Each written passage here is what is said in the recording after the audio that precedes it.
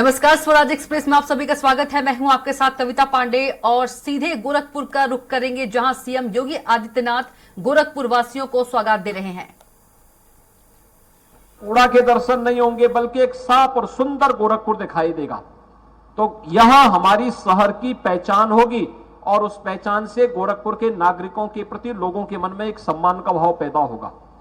एक स्वच्छता में आपकी पहचान, दूसरा आधुनिक तकनीक का उपयोग करते हुए हम इस कार्यक्रम के साथ जुड़ेंगे।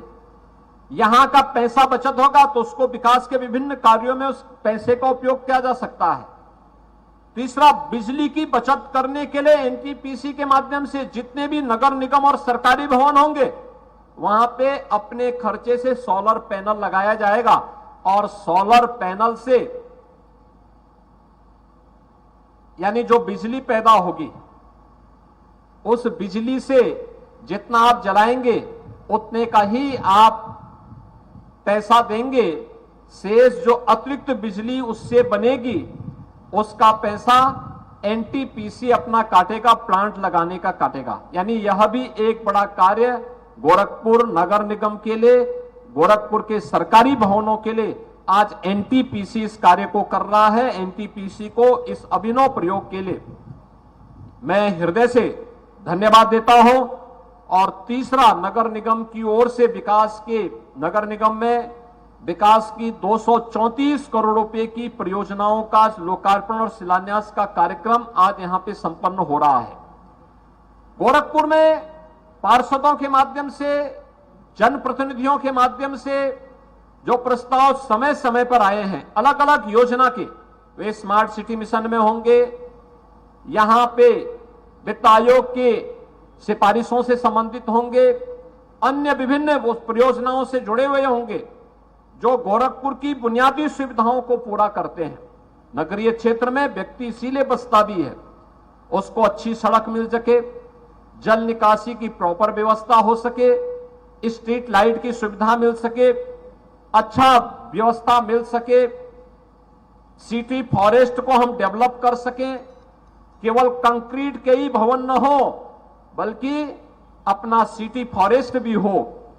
इस प्रकार के सभी कार्यक्रमों को आगे बढ़ाने के लिए आज यहां पर 234 करोड़ रुपए की परियोजनाओं का लोकार्पण और शिलान्यास का कार्यक्रम भी हो रहा है, जिसमें गोरखपुर का एक मियावाकी फॉरेस्ट, घना जंगल सिटी के अंदर, सिटी से जुड़ा हुआ, यह नगर क्षेत्र में 1 लाख वर्ग मीटर में यह डेवलप करने का कार्यक्रम हो रहा है और इसका भी स्थापना का कार्यक्रम आज हो रहा है।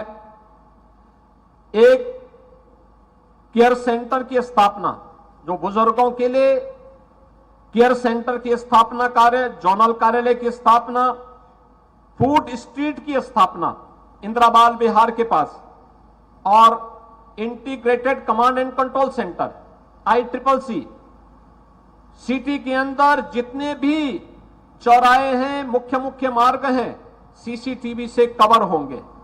वहां की व्यवस्था ट्रैफिक का ऑटो मोड पर संचालित होगा, लेकिन अगर कहीं किसी ने सुरक्षा के साथ खिलवाड़ करने का प्रयास किया, कोई चोरी डकैती डालने का प्रयास किया, तो सीसीटीवी कैमरे में सब कुछ कैद होता रहेगा।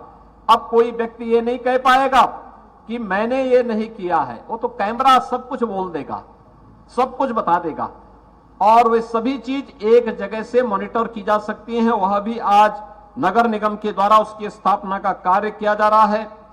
एनिमल बर्थ कंट्रोल सेंटर की स्थापना, आवारा कुत्ते होंगे, स्ट्रीट डॉग होंगे या अन्य जो इस प्रकार के जानवर होंगे उनके कंट्रोल करने की व्यवस्था, सड़क और नालियों की व्यवस्था, गार्बेज ट्रांसफर स्टेशन की स्थापना और अन्य तमाम कार्यों को आगे बढ़ाने के साथ साथ एक अभिनव कार्यक्रम के साथ आज गोरखपुर स्मार्ट सिटी के रूप में स्थापित करके नगरीय विकास का एक मॉडल के रूप में अपने आप को स्थापित कर रहा है।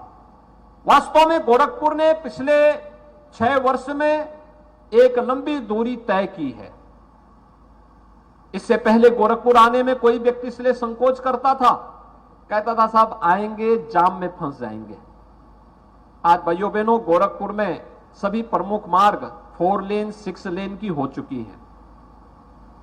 अन्य मार्गों को भी उस रूप में बदलने की कार्रवाई चल रही है। जैसे आपने देखा होगा गोरखनाथ मंदिर के पूर्वी गेट से लेकर के स्पोर्ट्स कॉलेज तक और मेडिकल कॉलेज तक का मार्ग अब 4 लेन में बदल चुका है। एकदम सिंगल लेन का मार्ग था, आज 4 लेन में आप जाएंगे। जिस दूरी को तय करने में पहले आधा घंटा लगता था, आज उस दूरी को मात्र 5 मिनट में आप तय कर देंगे। समय की भी बचत होगी, लेकिन साथ साथ विकास की ढेर सारी संभावनाएं उस रूट पर बदलती हुई, बनती भी दिखाई दे रही हैं। ऐसे ही अन्य मार्गों पे भी कार्य हो रहे हैं।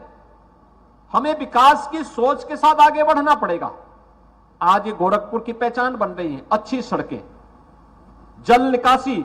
आपने देखा होगा 3 वर्ष पहले तक एक बारिश पड़ती थी, अगर 1 घंटा बारिश पड़ गई आधा गोरखपुर जलमग्न हो जाता था, 2-2, 3-3 दिन तक पानी भरा रहता था।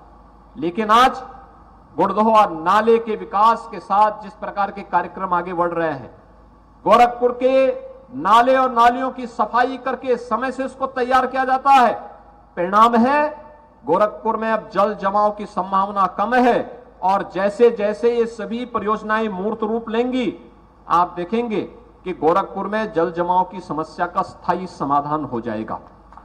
इसी प्रकार से गोरखपुर के अंदर एक एक करके समस्याओं का समाधान होता हुआ दिखाई दे रहा है। कभी गोरखपुर में स्वास्थ्य की सुविधा का अभाव था, medical college, BRD medical college स्वयं अस्वस्थ था। आज बीआरडी मेडिकल कॉलेज न केवल गोरखपुर के लिए बल्कि पूर्वी उत्तर प्रदेश, पश्चिमी उत्तर बिहार और नेपाल की तराई के एक बड़े भूभाग के लिए स्वास्थ्य का प्रमुख केंद्र बना हुआ है। सुपर स्पेशलिटी ब्लॉक और बाल विभाग भी जिस तेजी के साथ वहां भवन बना है, वह तो हम सबके सामने है ही। एम्स गोरखपुर का निर्माण भी आज होने के बाद विकास की ढेर सारी संभावनाएं आगे बढ़ी है। फर्टिलाइजर, रामगढ़ ताल, ये सभी एक नई पहचान गोरखपुर को दे रहे हैं। और इस नई पहचान के साथ गोरखपुर के प्रत्येक वासी का जुड़ना उतना ही महत्वपूर्ण होगा। और उसी दृष्टि से आज ये सभी कार्यक्रम आगे बढ़ाने के कार्य हो रहे हैं। मैं शारदीय नवरात्रि की प्रथम तिथि पर गोरखपुर को मिल रहे इतने ढेर सारे उपहार के लिए, चाहे वह सॉलिड वेस्ट मैनेजमेंट के लिए एनटीपीसी के साथ एमओयू का एक कार्यक्रम, सरकारी नगर निगम और सरकारी भवनों में सोलर पैनल लगाने की कार्रवाई के लिए एनटीपीसी को धन्यवाद देता हूं, नगर निगम की इस पहल का अभिनंदन करता हूं। गोरखपुर वासियों को इसका जो लाभ मिलेगा, एक सोलर सिटी के रूप में गोरखपुर की पहचान बनेगी, एक स्मार्ट सिटी के रूप में गोरखपुर को आगे बढ़ाने में मदद मिलेगी। इन सभी कार्यों के लिए गोरखपुर वासियों को बधाई देते हुए 234 करोड़ रुपए की